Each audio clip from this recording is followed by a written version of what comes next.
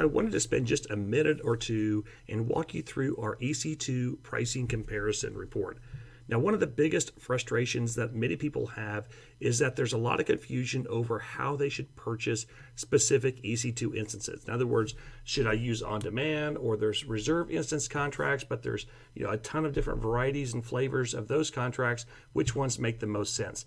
And unfortunately, there's just not a really good solution that lays all of your options out side by side, which is why we built this EC2 pricing comparison report.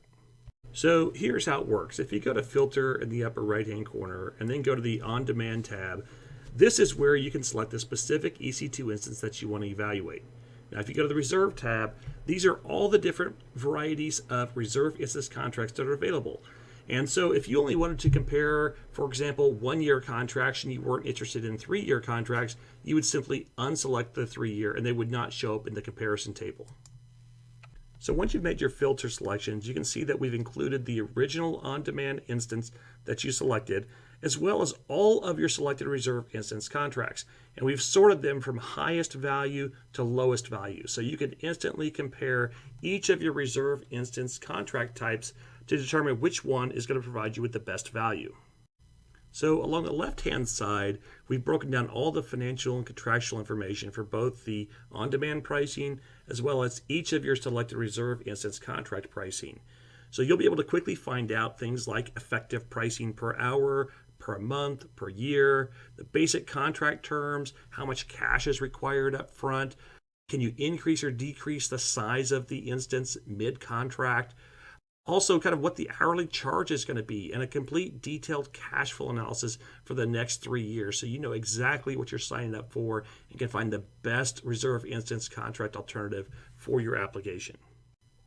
Have you ever been called to the CFO's office to review an AWS bill? It's generally not a fun experience because you've never had cost transparency, so it's difficult to explain exactly what's driving the cost changes. It's not your fault, you've just never had access to the right data. That is why we created our Executive Summary Report. It is a great resource to help executives understand the basic storyboard of what is driving your AWS cost changes. And the best part is that it is based entirely on facts and data, which CFOs love. We start by giving them a high-level overview of the spending activity for the period. We then help them understand the different types of activities that are driving the changes: new services, price increases, usage changes. We then provide them with some basic cost trend data, a short-term daily spending view, and a longer-term monthly trend.